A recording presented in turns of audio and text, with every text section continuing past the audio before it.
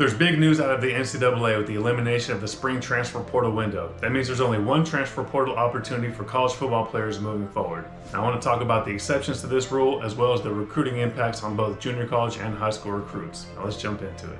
But first, let me introduce myself. My name is Coach Gonzalez, owner of Recruiting Master List. I spend a lot of time helping high school and junior college recruits finding their next home in college athletics. So let me just talk about the few things that I've seen so far. So a quick rundown of the elimination of the spring transfer portal window means there's only going to be one opportunity for college football players to get into the transfer portal moving forward. Originally, that transfer portal window was supposed to open in January, around January 2nd to January 11th. But CBS Sports is reporting that the Oversight Committee has approved the new transfer portal dates, which are going to be from January 2nd to January 16th, increasing the amount of time that you have in the transfer portal period from 10 days to 15.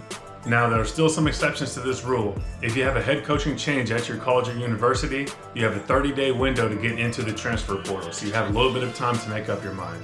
Additionally, if you're in the college football playoff or you're playing in a New Year's Six bowl game, you're going to have an extra 5-day window to jump in the transfer portal, so you're going to have a little extra time there as well. Now I want to talk about the impact on junior college recruiting. Now, back in the day, junior colleges was a great place for Division I and Division II schools to find quality depth, older kids that had more experience and could jump in and play right away. Well, the transfer portal changed that. Now they can find quality depth in other places. That didn't change the junior college recruiting calendar much. Junior college athletes are still being recruited and brought in the spring so they can practice with their new teams and get ready for the following year.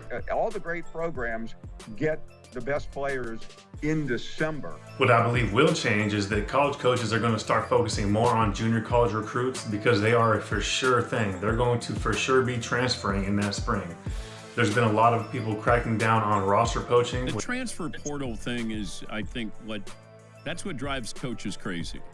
And I mean, you're poaching guys. Roster poaching is basically whenever a coach talks to another player before they get into the transfer portal. You're not supposed to do that, right? So I believe the junior college recruiting is about to turn up because it's a good source for quality depth without having to risk anything from the NCAA as far as roster poaching is concerned. All right, now let's think about the impact on high school recruiting. Now remember, when the transfer portal first started, it had a big impact on high school recruits. Division I schools were not searching for those high school kids like they once were in the past. They were finding a lot of kids in that transfer portal. Well, I believe that this shift is happening right now. Division I schools are now getting kids from high school, class of 2026, 2027, 2028, 2029 even. I truly believe that NCAA schools are starting to target high school recruits a little bit more heavily like they once did in the past, instead of banking on the transfer portal to get all of their recruits and position needs.